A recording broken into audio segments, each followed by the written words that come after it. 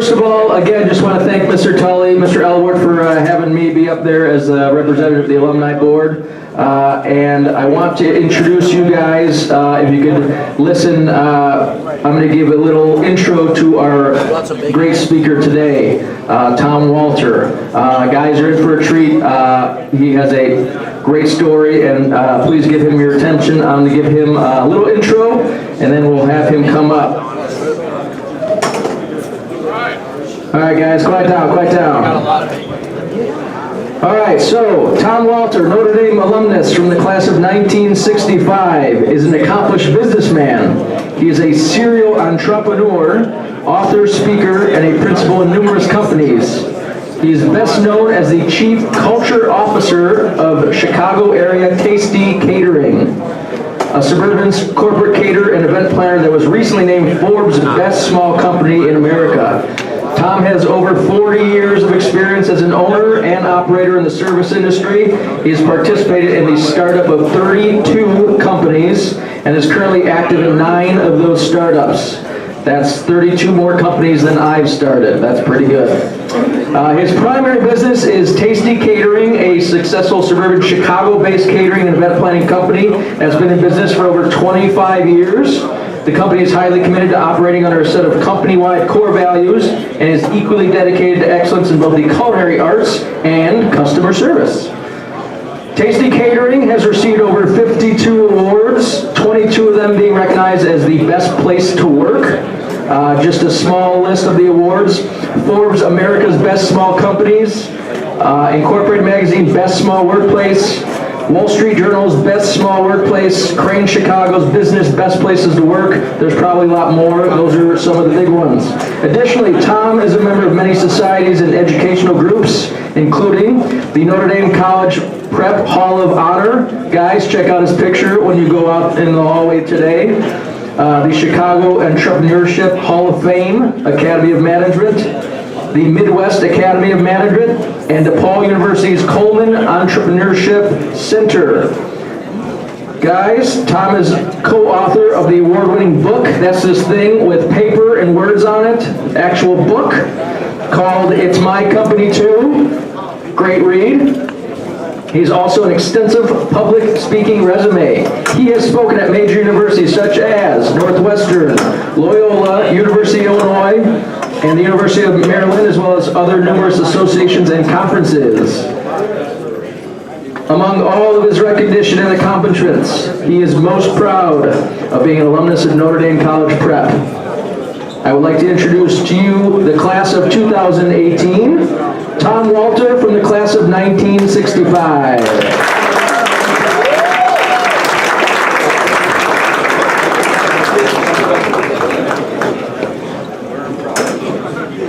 Thank you, Pat. I want to start right out by saying what Pat's bio, his reading of my bio, told you what I am, but I'm going to tell you who I am. This is the only school I ever graduated from, and it's the only school that didn't throw me out. I left here, I went to Loyola University, and I got thrown out after 1 semester. I grew up in Edison Park. I went to St. Juliana. I grew up at 7200 Farwell. And from St. Juliana, I came here to Notre Dame. I entered in the above average classes. I don't know what they're called now, but I was seated with the top 20 students in the school, according to our instructors. I ended up with the second lowest graduating GPA in my class. When I started school, I had a surgery, an eye surgery, an emergency eye surgery, the week before my freshman class started. And I had double pneumonia, so I was out for the first 5 weeks of school.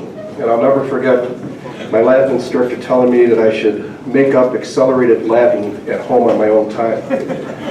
So I flunked Latin and I flunked algebra for the same reason. Everybody else was diagramming phrases and I didn't even know what the words meant.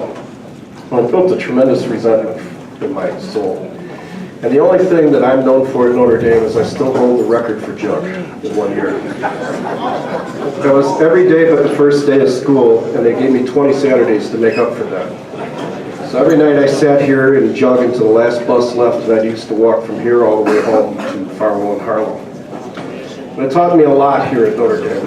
And some of the things that it that taught me was not only what that psychological resiliency was, but I learned from Father Talarita in my junior year in a great study of minds in the Western civilization.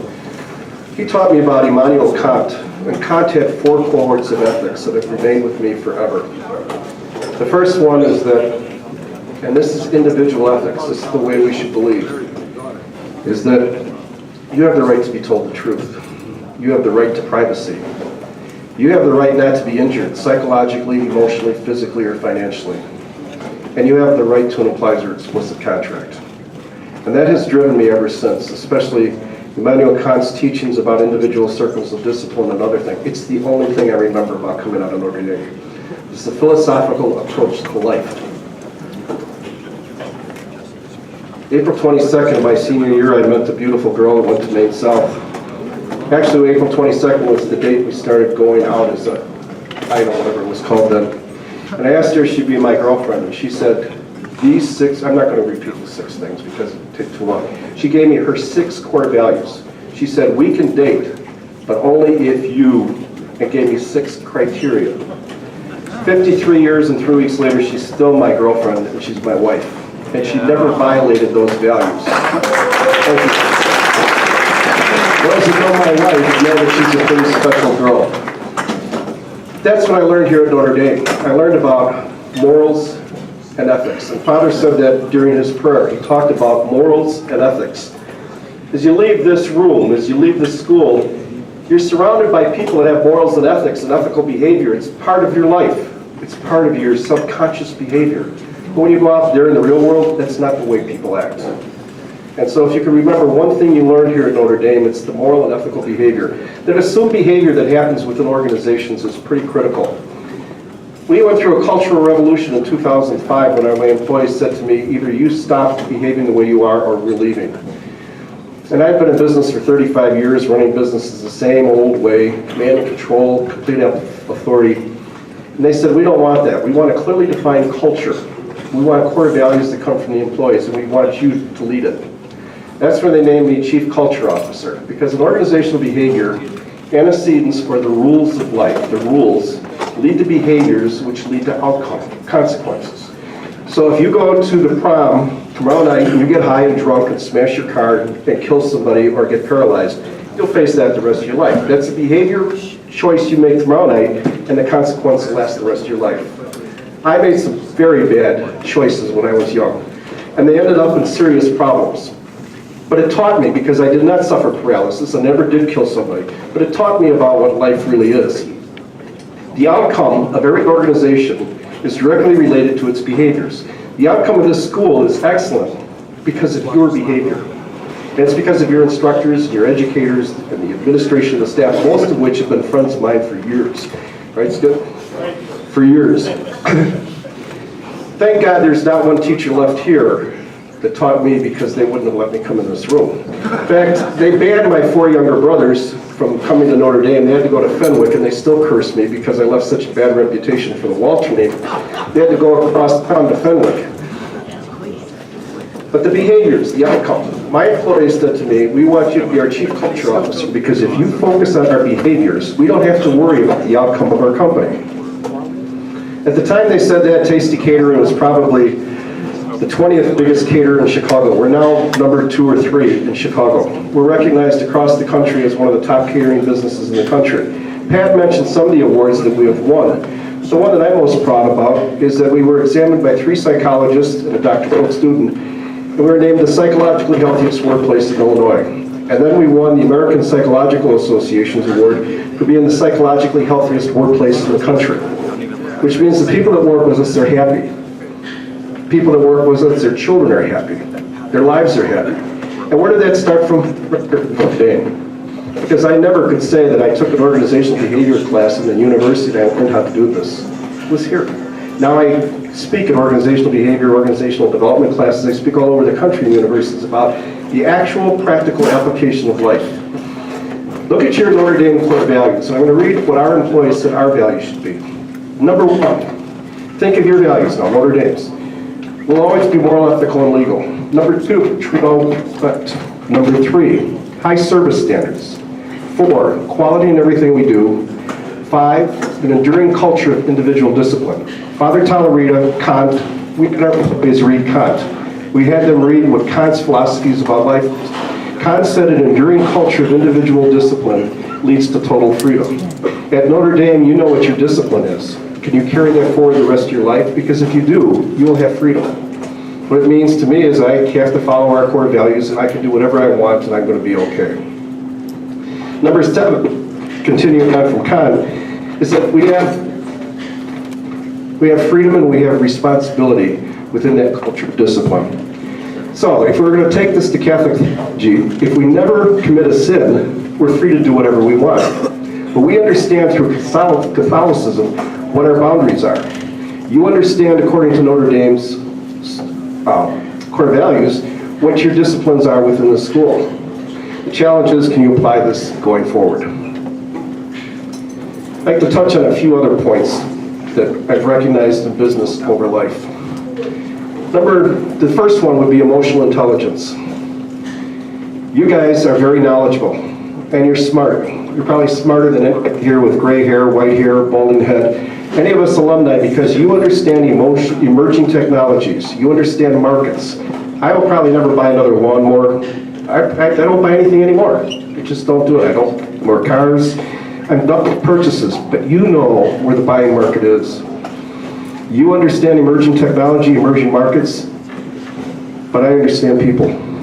Because all of us older guys, we're emotionally intelligent. And the most emotionally intelligent people here are the alumni, or your instructors. Because we've weathered problems. We know what problems are about. We've gone through divorce, death, life, birth. And as you can look at your grandmother and grandfather and say, that's the wisest person I ever met, so are the people sitting at your table. Get to know them. This man, I've admired him for 45 years. I don't know if we ever shook hands, but I know who he is, and I admire him and what he's accomplished in his life. I look at the other alumni that I've met or I've read their names in the alumni newsletter, I know these people. And I know that if I had to make a phone call, they're the ones I would call, because they're emotionally intelligent. At 35 years old, your emotional intelligence will start to change. Because your intelligence becomes crystallized at 35 years old. Which means I don't know how to solve a problem. You know how to solve a problem. You know how to solve a problem. But I can't, because my brain is fixated. It's called crystallized intelligence. You still have fluid intelligence. But what I have access to is capital. If you need money, I can find you money. I have contacts, not only my brother alums, but I have people that I can make phone calls to get you what you need. And I'm wise. I'm not smart, but I'm wise. So as you look at the alumni at your table, they're here to help you. It's not just about what they accomplished, but they're here because they love you and they care for you. You're a Don. They've been where you are, but you've not been where they are. I would suggest you link in with them. You make sure you connect with them. You link in with them. And through your life, you stay in touch with them. Because they're not going to interfere with your life, but you can with theirs. To me, I look at these guys, and it's like my grandsons, my younger brothers. That's what these guys are. If they contact me and they said, I sat at your table at the senior breakfast, I'm going to remember who they are, and I will stop what I'm doing to answer their question. Now, how do you interact with your alum that's sitting with you? Get the information. Make sure that you're on LinkedIn with them so they can see your picture and they can remember your face. I will remember these faces. I may not remember names, but I'll remember their faces. And then when you send them an email, put in the subject line, Notre Dame Class of 2018. That's an email they should open and look at. And then ask questions in bullet point format. We have old, tired eyes. We can't read 3 paragraphs of text and understand what you're asking. Send it to us in clear, decisive questions that we can answer you. And I guarantee the brother alum here will answer you. But only if you send them an email. Only if you contact them. Another point I want to make about life, everybody's a business major here except one med guy. But medicine is also a business. You have to understand business to be a successful physician. In business, 80% of your success is based on who you know. 20% is based on what you know. My daughter had straight A's all the way through graduate school. My son didn't do so well. And he told me, the A's are for Aaron. I'm all about knowledge. He said, Dad, when I graduate, my GPA in the school I attended only matters for the first job. after that's what I accomplished. Tim has started 9 companies. He has 3 Indian motorcycle dealerships. He's 35 years old and extremely successful. His approach to gaining knowledge was critical. Erin, my daughter, went on to play professional soccer, and she started her own creative agency, and in her own way, she's very successful with what she does. Different approaches to life. It's about grades. I was sub 2.0 when I graduated. In fact, Father Van up on the stage said, "We're glad to get rid of you, Mr. Walter." And I said, "No happier than I'm to be rid of you, Father." And that lasted a long time when I come back to football games. I think he wanted to give me more jug. But it's the guys I met in this room. It's guys that went through problems within the school, especially that guy there, Frank DeMaria, who I met in 2nd grade at St. Juliana's. And I went to school here after he went to St. John Brebeuf's. We met at an alumni reunion, and Frank says, "Do you need any pastry chefs?" I said, "Yeah, Frank." Now I get to work with that happy guy every day. And Frank is a phenomenal pastry chef. But I said to my wife, I was talking about Frank one day, it was Monday or Tuesday when you first came back from Florida. And I said, "It's so good to have Frank back in the building." My wife said, "You know, he's just an authentic good guy." And I said to her, "Of all the people you know from Notre Dame, can you tell me one person that wasn't a good guy?" She thought for a while, and she says, "No, they're all good guys." So that's what you're leaving the school with. But what you do will be your choices on how you behave going forward. Another issue that I think needs to be discussed is that I'm a felon. I got arrested in 1968 for possession with intent to sell. It was a felony for 1 month. I had 1.5 ounces of marijuana. But it has plagued me to this day. Even though they reversed the ruling and my record became expunged, last year I went for a global entry system and the federal government refused me because I'm a convicted felon. In 1976, I entered the hospital for detox for alcohol and drug abuse. I'm an alcoholic and a drug addict. And I fought through these problems. And the only thing that kept me on the right track was what I learned in this school. You know, I couldn't find happiness anywhere. I was fired from every job I had until I started my own hot dog stand at Ballard, Milwaukee. And then I became the jerk that I didn't want to work for. But because I kept getting fired, and because I kept getting rejected, I found solace in opiates, found solace in alcohol, found solace in drugs. And then I became sick and tired of being sick and tired, and I found sobriety. Thank God it happened when I was in my mid-20s, late 20s, and it changed my whole pattern to life. Some of you are already abusing drugs. Some of us are already abusing alcohol. If that becomes a crutch, please reach out for help before you kill yourself. You know, I've become very successful in life, and it's because I stopped abusing and I stopped using.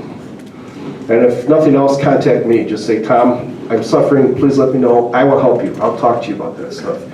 It's something that parents and school people are more professional about today. They discuss it more often today. There's not too many people that say, "I've been there, I've done that, I've absorbed it."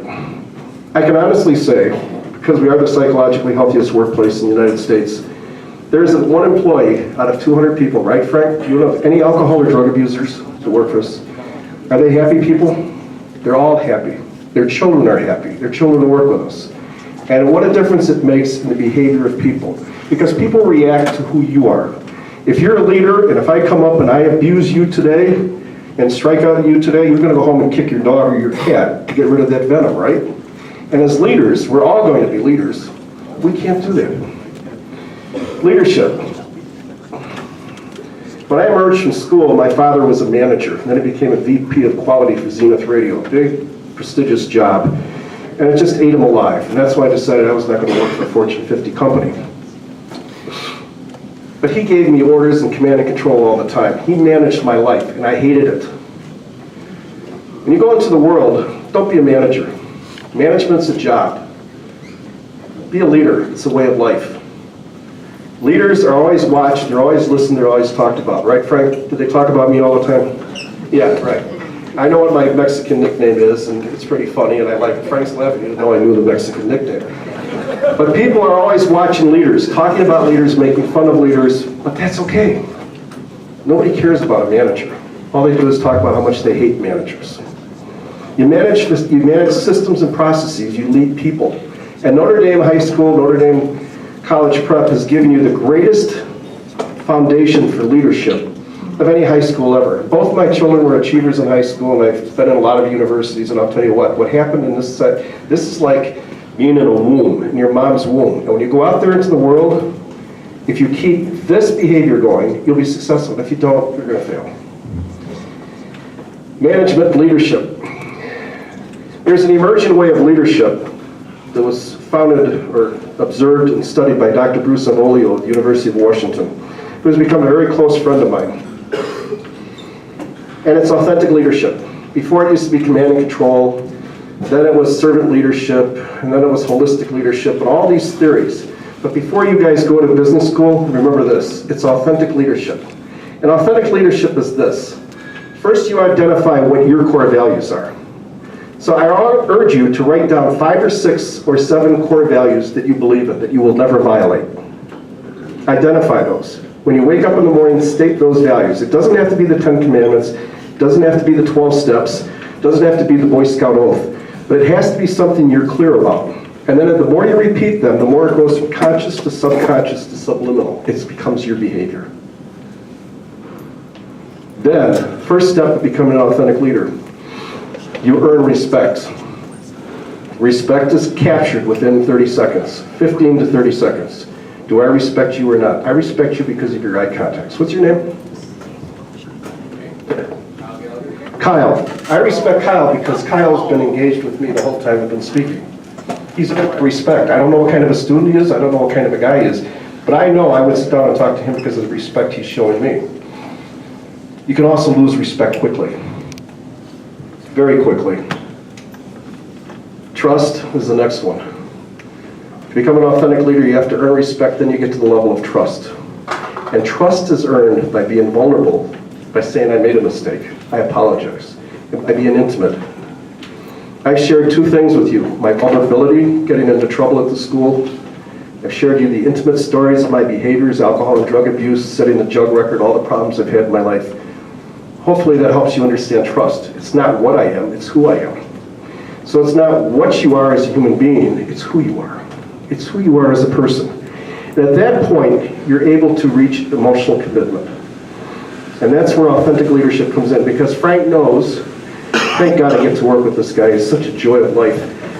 But every day I try to be the same person, and every day Frank's the same person. Every day everybody in our company is the same person. We make mistakes, we screw up, we do bad things, but everybody's the same. No false acts. So the emotional commitment I have to my employees is that I love them. I love Frank. I love Christy, the pastry chef he works with. I love her dearly. She always makes a special cookie for me every day. I love her daughter, Alejandra, her son, Rogelio, her husband, Carlos, that also works with us. Those people are important in my life, and they know I love them. And hopefully they love me. It doesn't mean I'm in love with them. It doesn't mean I want to make love with them. It means I love them. Just as you guys love each other and you care for each other, that's the right way to be a leader. If you show the love, you show the caring, people are important to you, it matters a lot. At the end of the day, we're going to be judged on what we accomplished in life. And I'll never forget what my father said to me the night before I got married. He was going to have that father-son talk about marriage, right? Going, Dad, I'm 25, I think I know about how things operate. And he says, no, son, you don't know this. He says, your final judgment will be on whether your wife gets to heaven or not. I said, whoa, that's pretty heavy stuff.